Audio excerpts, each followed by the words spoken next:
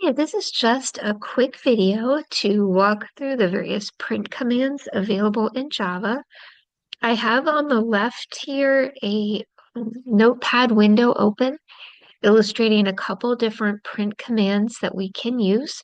And on the right-hand side, I'm using command prompt to compile and run these statements.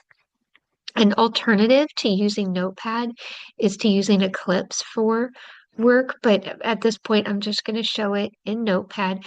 Notice that the command prompt on the right-hand side is open to the downloads folder, which is also where I have saved this Java file. So it's important that when you're trying to compile and run your program that you're pointed to the correct place. In the command prompt. So over here on the left-hand side, I have several statements written, and notice that the forward slashes are the beginning of a comment line. So all programming languages have some sort of commenting where you can annotate your programs. One of the Java comments is the double slash, so forward slash. So here I have a comment that says print align with the carriage return. But down here, I'm also using the commenting feature to comment out code, meaning that this code won't actually execute.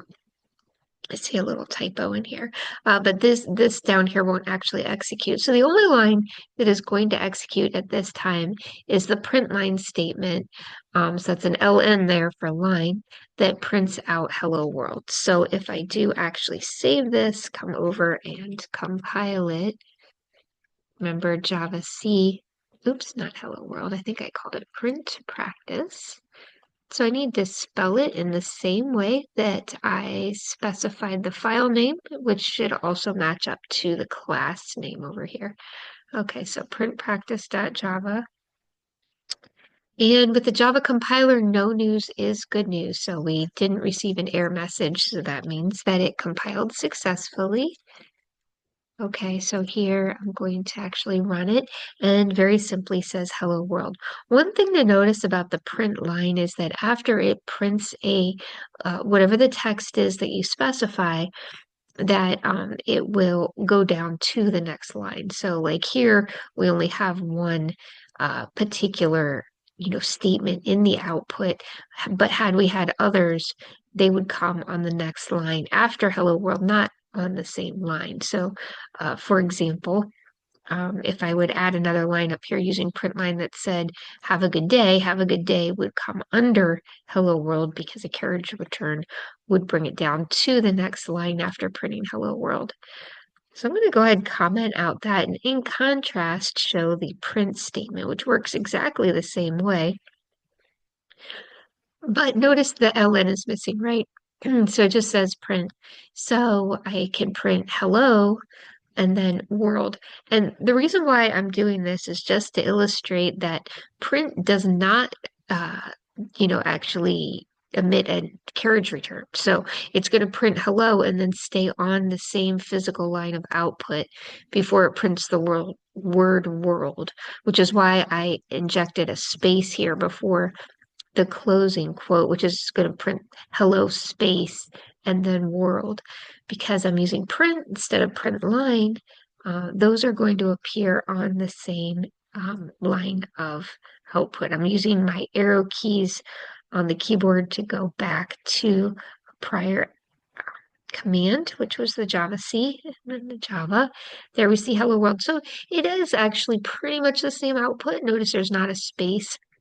I'm sorry, a carriage return after the word world, but we were able to achieve the same thing here. Of course, I could have just put hello world here if you're wondering why I did that. It was really just to illustrate the difference between print and print line. And notice with either one of these statements, you're able to use the concatenation operator, which is the plus sign. So if I, for example, had a variable up here called name, and the name was Jane. Or maybe I ask the user, what's your name? And I read in a name. But let's for right now just set it to Jane. This is a variable of type string, which is text. And over here on the right-hand side of the assignment statement, I've assigned it a value of Jane. So instead of hello world, let me go ahead and comment out this second one down here. I could say hello, use my concatenation operator, which is the plus sign, plus name, and it's not going to print the word name. Instead, that's a variable reference. So it's going to look up the value of the variable Jane, I'm sorry, name, and it's going to print hello Jane. So let me go ahead and save that. Oops. There we go. I want to execute with our Java command. Notice the Java command almost just like the Java C, but I don't have a file extension there.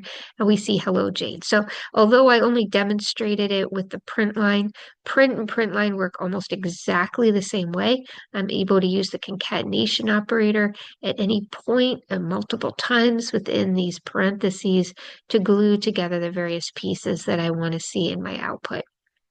So print and print line are very straightforward, pretty easy to use. The one that I tend to notice this should be a printf. Students having questions with is the printf. So I wanted to make sure to touch base on the printf. So the printf can print what's called a string literal, just like print and print line. So up here, the print statement I used hello world. This hello world is what's called a string literal, just some text. And if I change this to say printf, it would work exactly the same way. It would just print some text. But generally speaking, when we use printf, the F stands for formatted, and we tend to use the capacity of printf to mix in what are called format specifiers with literal text. So I'm going to come down to this example down here where it says printf. And these format specifiers I'm going to show you always start with the percent symbol. And this is only going to work for the printf. It's not going to work for the print or the print line. That's a common thing that folks get confused about, and they'll try to use it in the other circumstance. You can only use these for printf. And in the text, it describes that these are basically placeholders for values. %d specifically is a placeholder for an integer. And remember, an integer is just like a whole number, like 1, 199, -3. It doesn't have a decimal point, right? So what this is saying is to print the words, literally, let's count. But we're telling the program when it encounters this %d to, in place of this %d, to put a number, an integer that will give it to it later. So really, since these are in sequence here, %d space, %d space, %d space, %d, this is saying to print 4 numbers in a row. So after the string literal here, a printf expects a comma and then a list of arguments that are going to match up to what we've said we're going to specify later. So in other words, if I have 4% Ds here, I should have 4 integers in order in the way at which they will be substituted in to here to the right. So if, for example, I had another %d, oops, not %e, %d, I would need to have 5 values here to the right, okay? So %d, again, stands for an integer, and at this point seems kind of an odd thing to do, right? Why would we do that? Why not just say, let's count and write 1, 2, 3, 4, 5? But more realistically, these values that we've specified for format substitution are going to be variables. So I'll see that in a bit. Maybe those variables come from somewhere else. Or maybe we are using the formatting features to round it or to display it a certain way. So we're seeing the nuts and bolts right now. We're not really seeing the benefit. So we'll see some benefit later, but for now, this is the way this works. So let me go ahead and save this.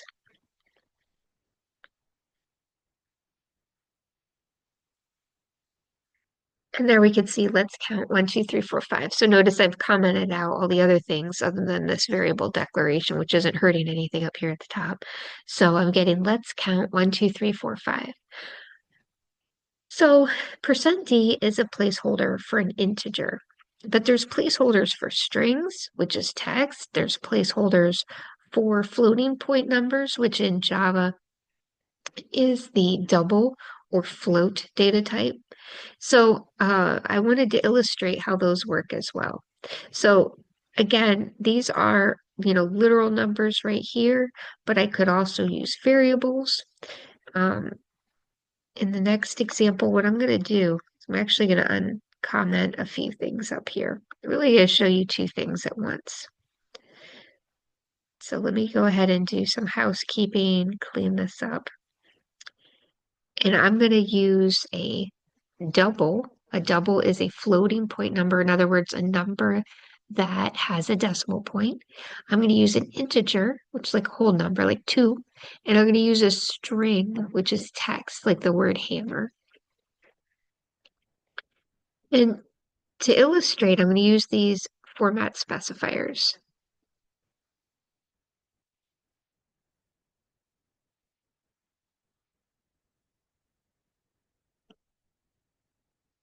So what I did here is the formatted string is what we call it, which is a mixture of text. You can see the word, the costs, and there are available appearing there as text.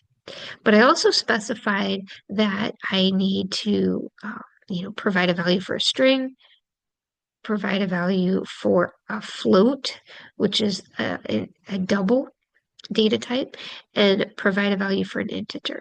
So I could provide those values. I could say in the order in which they occur here, I had said string and then a value that has a decimal point, a floating point value, and then an integer. And this would work just fine. But I also wanted to show you that I could create these as variables. Here I'm declaring a double data type called number, setting its value equal to 3.44. I have a variable called count that's an integer and its value is set to 2. And finally, I have a string variable called item that I've set to hammer. So another way to approach this would be to reference the item, the number, or I call that the price, might have been a better name, and the count. And these three variables then will be used to, substitute here for the string, here for the float, and here for the integer. So let me go ahead and save. Try that again. Now, if you made any mistakes in that step, when you go to compile, it will give you a formatting error, and that's why. But here we see the hammer costs. It has a price, and there are 2 available.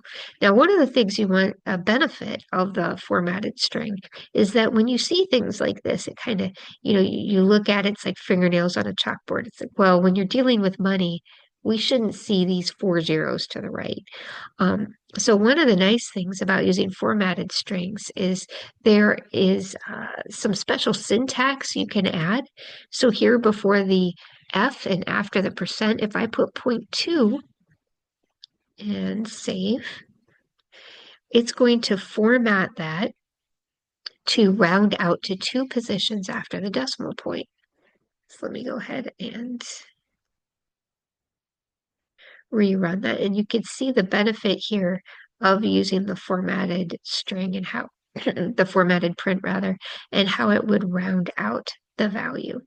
So in summary, there's 3 different print options. Print line, which prints and has a carriage return after, goes down to the next line. There's also the print, works exactly the same way, but will stay on the physical line of output that it was on once it completes. Both of them can be used in conjunction with the concatenation operator. We saw the plus sign up here. It can be used to glue together, values from variables and literal text. Or we can use printf, which stands for the formatted print.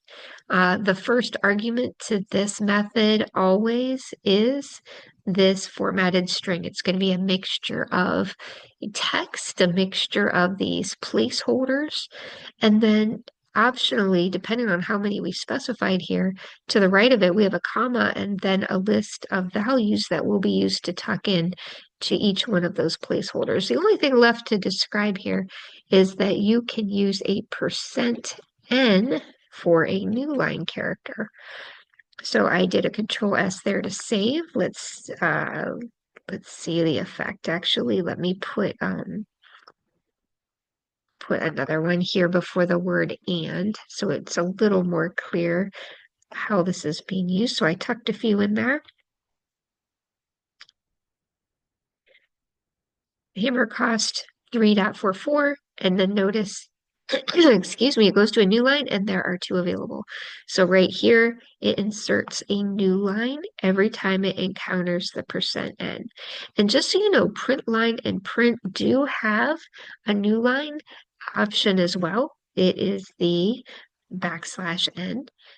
So up here, if I want to put a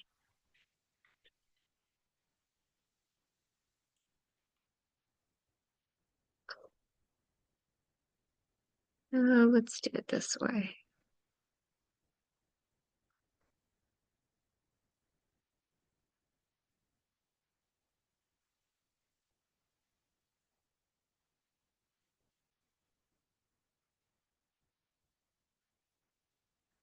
Go back here. I think I commented out. Oh, yes. Let me go back.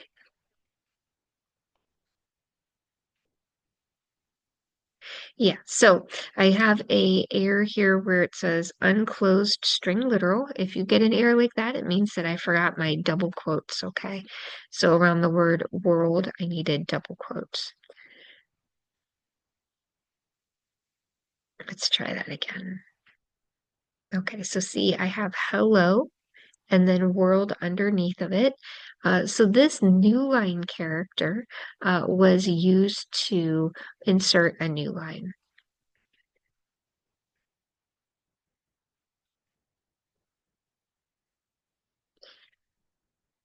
I'm going to resave, run again. And by the way, if you're using the command prompt, you can use COS to clear your screen.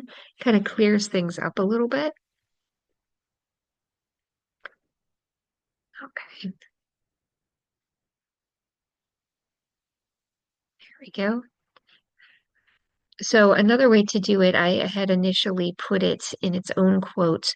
Notice here in the words "Hello World," I embedded this \n. This is going to go ahead and go to a new line as soon as it sees that \.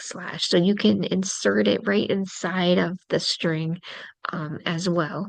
And anytime you use it in the print or the print line, it's going to go down to the next line as if you had inserted a carriage return.